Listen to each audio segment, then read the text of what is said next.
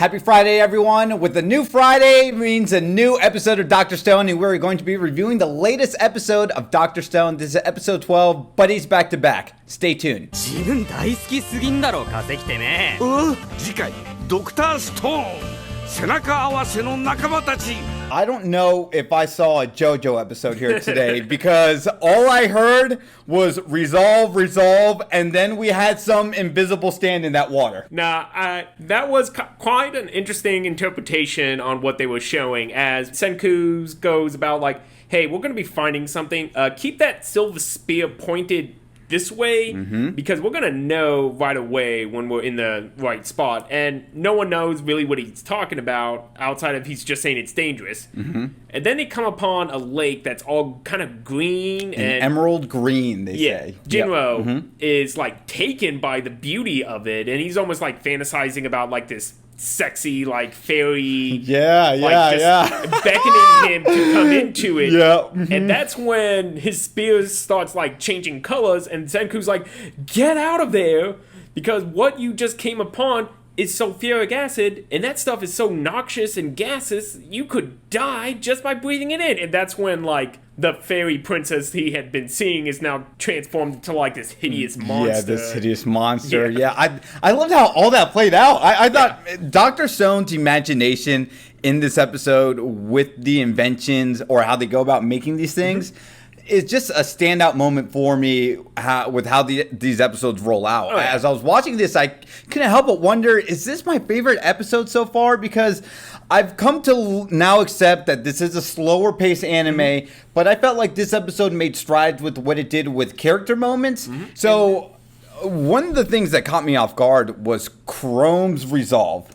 So let's go ahead and talk about that for a bit, because there's a moment where Senku says, hey, if I end up dying, and well, let's also be real, we can only really maybe make only one gas mask that might be foolproof, right? It's not like we can really have a trial and error thing with this. Yeah, because he did state that this gas is so deadly, and he even tells him a story of like how some people went on an expedition and one dude just bent down to tie his shoes and he just didn't get back up because he was just dead in an instant from breathing in all those gases.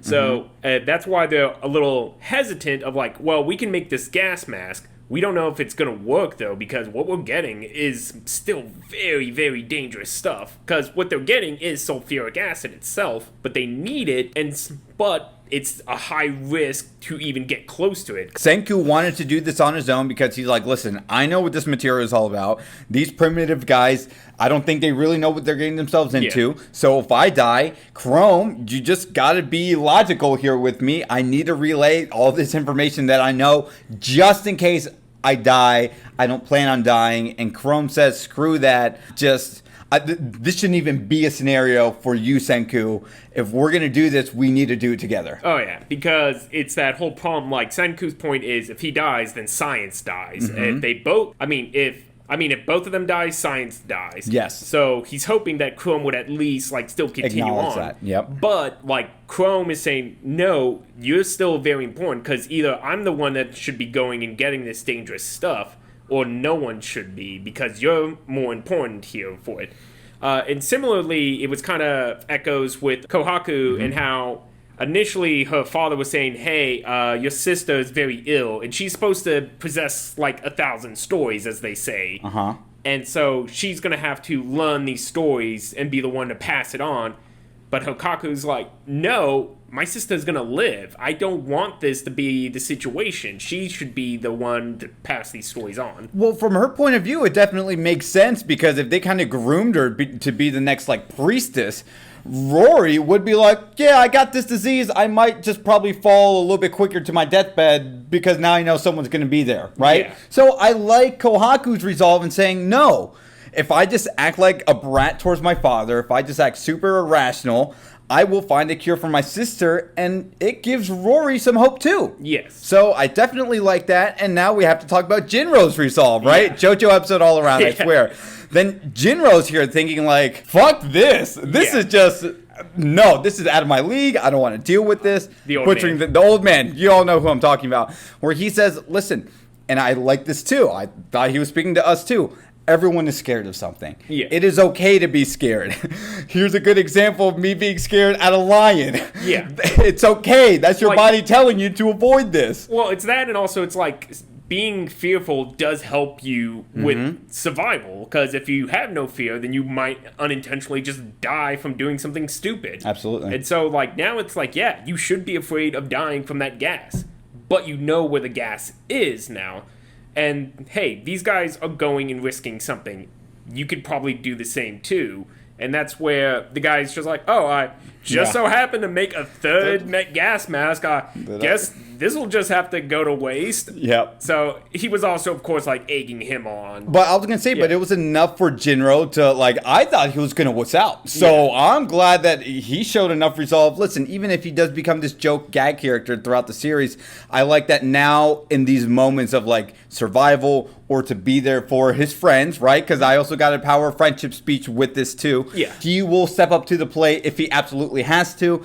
And then it comes to great effect because now we see he ended up saving Chrome's life. Oh, yeah. And Chrome ended up saving Senku's life. Oh, yeah. So these people having resolve in this issue, or in this episode, came to great effect. Yeah, and it was a good, like, sequence of moments too, because first it was, like, a sulfuric acid bubble just pops and it starts leaking into Senku's hose. So Chrome gets scared and tries to, like, warn him, and Senku's like, oh yeah, don't worry, I got some things to tie it up. But then Chrome accidentally slips after some rocks collapsed around him, and he's just about to go, like, into the water. Yeah. And that's just, like, at that last moment when Ginko comes in with his spear and, like, tries to, like, catch him and all that. But of course he's still, like, petrified and scared. Of course. And that's where, of course, they do have to, like, come together as, like, a team. Hey, calm down, breathe. Because if you hyperventilate, you could rupture your mask and be leaking in poison. Like, you have a chance of survival now. Don't waste it by,